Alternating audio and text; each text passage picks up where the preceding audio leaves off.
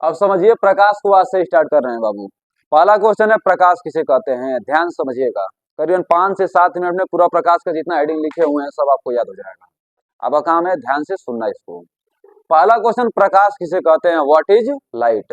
देखिए प्रकाश वह माध्यम है जिसकी सहायता से हम किसी दूसरी वस्तु को देख सकते हैं। आप हमें देख रहे हैं, हम आपको देख रहे हैं, मतलब हमारे और आपके बीच में एक ऐसा माध्यम है जो आपको हमें देखने में और हमें आपको देखने में सहायता प्रदान कर रहा है, वही क्या है, प्रकाश है। प्रकाश ऊर्जा का अपर रूप होता है।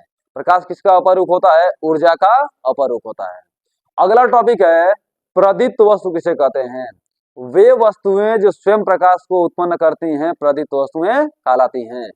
वे वस्तुएं जो स्वयं प्रकाश को उत्पन्न करती हैं प्रदीप्त वस्तुएं कहलाती हैं, जैसे लालटेन, मोमबत्ती, सूर्य, दिया ढेबरी इत्यादि। ठीक है। अगला अदीप्त वस्तु किसे बोलेंगे बाबू। वे वस्तुएं जो स्वयं प्रकाश को उत्पन्न नहीं करती हैं बल्कि प्रदीप्त वस्तुओं के प्रकाश के आने पर दिखाई देती हैं, अदीप्त वस्तुएं कहलाती हैं, जैसे ईंट, पत्थर, लकड़ी, दीवाल, लोहा, एल्यूमिनियम, कॉपर, ये सभी क्या हो जाएंगे बाबू, अदीप्त वस्तु हो जाएंगे। इसमें सबसे इंपॉर्टेंट एग्जांपल क्या होता है, चंद्रमा। प्रश्न सीधा सीधा बन जाता है, चंद्रमा प्रदीप्त है कि अदीप्त है। बच्चा देखता है कि चंद्रमा प्रकाश को छोड़ रहा है, रात में चमकता है, तो उसको प्रदीप्त मार देता है, जो आंसर क्या होता है, गलत होता है। चंद्रमा के पास खुद का प्रकाश नहीं होता है, और सूर्य के प्रकाश को लेता है फिर दूसरे माध्यम में छोड़ता है, तो चंद्रमा क्या हो जाएगा आपका, अदीप्त हो जाएगा। ठीक है अबू, चलिए आगे देखते हैं प्रकाशिक माध्यम किसे कहते हैं। प्रकाश जिस माध्यम से होकर गमन करता है उसे प्रकाशिक माध्यम कहते हैं। प्रकाश जहां से होकर आता जाता है उसे प्रकाशिक माध्यम कहते हैं। प्रकाश जिस रास्ते से होकर गमन करता है उसे प्रकाशिक माध्यम कहते हैं। प्रकाश मुख्य रूप से 3 माध्यमों से होकर गमन करता है। पहला पारदर्शक, दूसरा पारभाषक, तीसरा अपारदर्शक। पारदर्शक किसे बोलेंगे बाबू, वे पदार्थ जिनमें से होकर प्रकाश का पूरा भाग आर पर निकल जाता है उसे पारदर्शक माध्यम कहते हैं। वे पदार्थ जिनमें से होकर प्रकाश का संपूर्ण भाग बाहर निकल जाए उसे पारदर्शक माध्यम कहते हैं। जैसे स्वच्छ जल, आप स्कॉर्पियो बोलेरो में बैठते होंगे, सामने वाला जो कांच लगा रहता है, बिना लेप लगा हुआ कांच, क्या होता है, पारदर्शक एग्जाम्पल होता है। फिर देखिए पारभाषक माध्यम, वे पदार्थ जिनमें से होकर प्रकाश का आंशिक भाग आर पर निकल जाता है, प्रकाश का समथिंग समथिंग भाग आर पर निकल पाए, प्रकाश का कुछ कुछ भाग आर पर निकल पाए, उसे बोलेंगे पारभाषक माध्यम।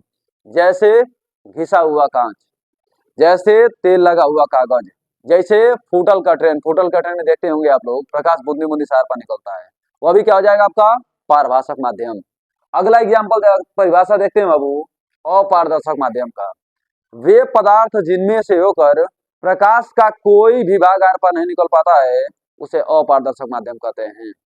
जैसे ईंट, पत्थर, दीवाल, डेस्क बेंच, सब क्या हो जाएगा बाबू, अपारदर्शक माध्यम हो जाएगा। देखिए अगर आपको पारदर्शक मालूम है तो अपारदर्शक याद करने का टेंशन नहीं है। पारदर्शक का ठीक उल्टा होता है अपारदर्शक। पारदर्शक में पूरा भाग प्रकाश का आर पार निकल जाता है और अपारदर्शक में कोई भी भाग आर पार नहीं निकल पाता है। इसे फिगर के माध्यम से ही समझाए हैं। मान लीजिए कि यह स्वच्छ जल है, प्रकाश पूरा भाग आर पार निकल जाएगा। फिर मान लीजिए घिसा हुआ कांच है, प्रकाश गिरेगा इस पे बहुत ज्यादा लेकिन निकलेगा बहुत कम।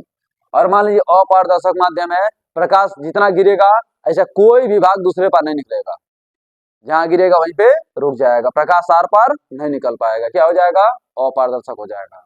फिर मान लीजिए प्रकाश के गुण, प्रॉपर्टीज ऑफ लाइट। पहला, प्रकाश सरल रेखा में गति करता है। प्रकाश विद्युत चुंबकीय तरंगों के रूप में गति करता है। प्रकाश की चाल 3 × 10⁸ मीटर प्रति सेकंड होती है। अब देखिए प्रकाश 1 सेकंड में 3 लाख किलोमीटर की दूरी तय करता है, और 3 लाख किलोमीटर की दूरी तय करके सूर्य से पृथ्वी तक आने में 8 मिनट 20 सेकंड का समय लेता है। प्रश्न सीधा सीधा बन जाए कि सूर्य का प्रकाश सूर्य से पृथ्वी तक आने में कितना समय लेता है, 8 मिनट 20 सेकंड का समय लेता है। आगे देखिए बाबू, दृश्य प्रकाश का तरंगदैर्घ्य कितना होता है, 4000 एंगस्ट्रॉम से 8000 एंगस्ट्रॉम तक होता है। दृश्य प्रकाश का तरंगदैर्घ्य 4000 एंगस्ट्रॉम से 8000 एंगस्ट्रॉम तक होता है। प्रकाश का परावर्तन होता है, प्रकाश का अपवर्तन होता है, प्रकाश का विवर्तन होता है, प्रकाश का व्यतिकरण होता है, प्रकाश का ध्रुवण होता है। ये सभी क्रियाएं प्रकाश के अंतर्गत होती हैं। अभी परावर्तन के बारे में पूरी जानकारी आप लेंगे, अभी अपवर्तन के बारे में पूरी जानकारी आपको मिलेगी, विवर्तन के बारे में जानकारी मिलेगी, इसलिए यहाँ पे इसकी चर्चा हम नहीं कर रहे हैं। एक सबसे इंपॉर्टेंट बात है बाबू, प्रकाश स्वयं अदृश्य रहता है, यानी प्रकाश की उपस्थिति में ही हम किसी वस्तु को देख सकते हैं। प्रकाश खुद क्या होता है, अदृश्य होता है, प्रकाश का कोई रूप नहीं होता है, लेकिन इसकी उपस्थिति में हम किसी दूसरी वस्तु को देख सकते हैं। ठीक है बाबू, तो इतने टॉपिक हमें उम्मीद है कि आपको कोई समस्या नहीं होगा, और इसके बाद वाले टॉपिक को कल देखेंगे। ठीक है बाबू।